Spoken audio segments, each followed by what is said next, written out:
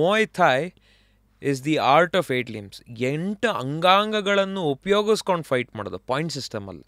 So 8 ಅಂಗಾಂಗಗಳನ್ನು ಉಪಯೋಗಿಸ್ಕೊಂಡು ನಾವು ಫೈಟ್ ಮಾಡಿ. ಬಾಕ್ಸಿಂಗಲ್ಲಿ ಏನು ಬರೀ ಕೈಯಲ್ಲಿ ನಾವು ಹೊಡೆದಾಡೋದು.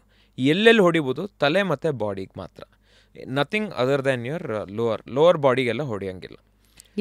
ಇಲ್ಲಿ ನಿಮಗೆ ಎಲ್ಲ ಹೊಡಿಬೋದು. ಲೋ ಕಿಕ್ಸು ಫಾರ್ ಎಕ್ಸಾಂಪಲ್ ಇವಾಗ ಕೈಯಲ್ಲಿ ಹೊಡಿಬೋದು, ನಾವು ಪಂಚ್ ಮಾಡ್ಬೋದು, ಮೊಣಕೈ, ಮೊಣಕಾಲು, ಕಾಲು, ಇದರಲ್ಲಿ ಹೆಂಗೆ ಬೇಕಾದರೂ ಹೊಡಿಬೋದು ನಾವು. ಬಟ್ ಸ್ಟ್ಯಾಂಡಪ್ ಗೇಮ್, ಸ್ಟ್ರೈಕಿಂಗ್ ಅಂತ ಕರೀತಾರೆ. ನಿಮಗೆ MMA ಅಂತಿದೆ, mixed martial arts, UFC.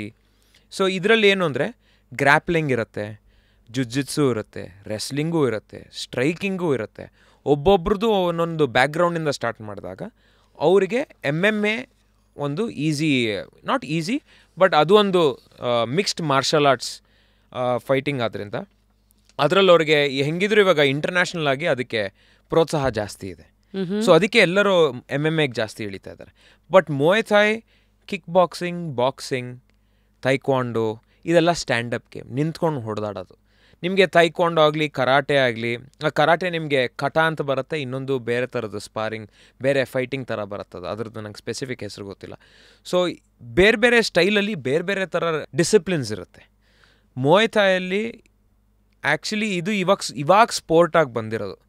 20th century ಇದ್ರ ಟೈಮಲ್ಲಿ ಸ್ಪೋರ್ಟಾಗಿ ಏನು ಅಲ್ಲಿ ಇರೋ ರಾಜರು ಮತ್ತು ರೂಲರ್ಗಳು ಅದನ್ನ ಸ್ಪೋರ್ಟ್, ಎಸ್, ಬ್ರಿಟಿಷ್ ಬಾಕ್ಸಿಂಗಿಂದ ಇನ್ಫ್ಲೂಯೆನ್ಸ್ ಆಗಿ ಮತ್ತೆ ಹಳೆ ಆರ್ಟ್ ಎರಡೂ ಸೇರ್ಕೊಂಡು ಹಿಂಗಾಗಿದ್ದು ಅಂತ.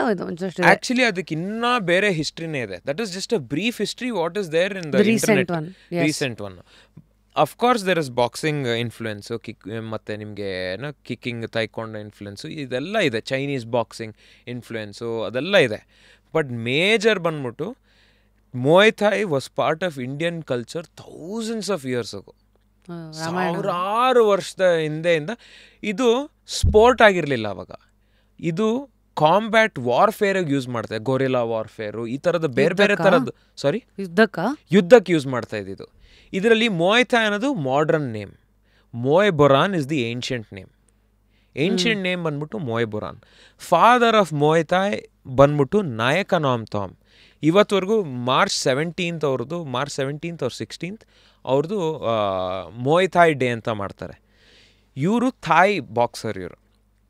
ಇವರು ಪ್ರಿಸನರ್ ಆಗಿದ್ರು ಮಯನ್ಮಾರಲ್ಲಿ. ಯಾಕಂದರೆ ಮಯನ್ಮಾರ್ ಮತ್ತು ಥೈಲ್ಯಾಂಡ್ದು ಒಂದು ಕೊಲಿಷನ್ ಆಗ್ತಾಯಿತ್ತು, ಅವ್ರದ್ದೇನೋ ಒಂದು ಬ್ಯಾಟಲ್ ಆಗ್ತಾಯಿತ್ತು, ವಾರ್ ನಡೀತಾಯಿತ್ತು. ಆ ಟೈಮಲ್ಲಿ ನಾಯಕ ನಾಮ್ ಥಾಮ್ ಅಂದ್ಬಿಟ್ಟು ಪ್ರಿಸನರ್ ಆಗಿದ್ದರು. ಎಲ್ಲಿ? ಮಯನ್ಮಾರಲ್ಲಿ.